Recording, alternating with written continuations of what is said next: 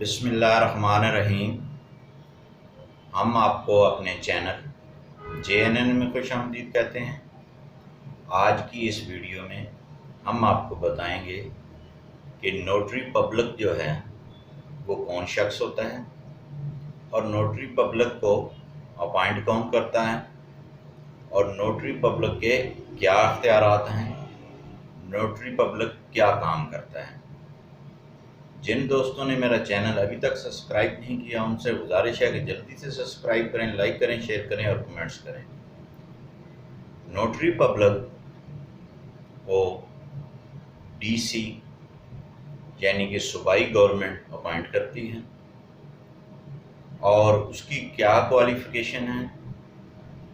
اس کے بارے میں ہم آپ کو بتاتے ہیں کہ وہ قانونی معاملات سے آگاہی رکھتا ہو، پڑھا لکھا ہو، حکومت پنجاب، حکومت سندھ یا دیگر صوبوں کی جتنی بھی صوبائی حکومتیں ہیں وہ ہر تحصیل لیول پہ، ہر ڈسٹرکٹ لیول پہ سیٹیں جو ہیں، اسامیاں جو ہیں وہ کریٹ کرتی ہیں اور پھر اس پہ درخواستیں وصول کرتی ہیں اور ان درخواستوں میں موسٹلی جو لا سے متعلقہ ہیں وکلاء صاحبان وہ اپلائی کرتے ہیں، کیونکہ ایجوکیٹڈ بھی ہیں اور لا کی ان کے پاس ڈگری بھی ہوتی ہے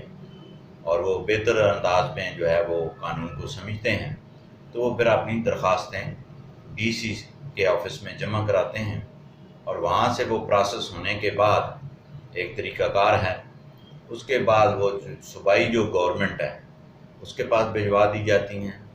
تو وہاں سے جو ہے صوبائی گورنمنٹ جو ہے نوٹری پبلک کا نوٹیفیکیشن کرتی ہے۔ عام طور پر یہ نوٹری پبلک جو ہے وہ 3 سال کے لیے ہوتے ہیں اور اس کے بعد دوبارہ پھر اسی سیٹ پہ وہی پروسیس کیا جاتا ہے۔ اب جناب جب نوٹری پبلک کی اپائنٹمنٹ ہو جاتی ہے تو اس کے بعد وہ کون سے ڈاکومنٹس ہیں جن کو وہ اٹیسٹ کر سکتا ہے اور کون سے ڈاکومنٹس ہیں جن کو وہ اٹیسٹ نہیں کر سکتا، یعنی کہ تصدیق نہیں کر سکتا۔ نوٹری پبلک جو ہے وہ ہر قسم کے کاغذات کو اٹیسٹ کر سکتا ہے ما سوائے بیان حلفی کے۔ اس میں رسیدات ہیں، اس میں اقرار نامے ہیں، بیع نامے ہیں، ایگریمنٹ ہے، معاہدہ جات ہے، فقر رہن کی تحریر ہے، مختلف جو تحریریں ہیں ان کو وہ اٹیسٹ کرتا ہے۔ اب اس میں جو اٹیسٹ وہ کرتا ہے اس کا باقاعدہ اس کے پاس ایک رجسٹر ہوتا ہے جس میں وہ اس میں ڈیٹ لکھتا ہے، آگے سیریل نمبر لکھتا ہے، آگے جس نے اسٹامپ جاری کروایا ہے، جس نے لکھ کر دیا ہے اس کا نام لکھے گا،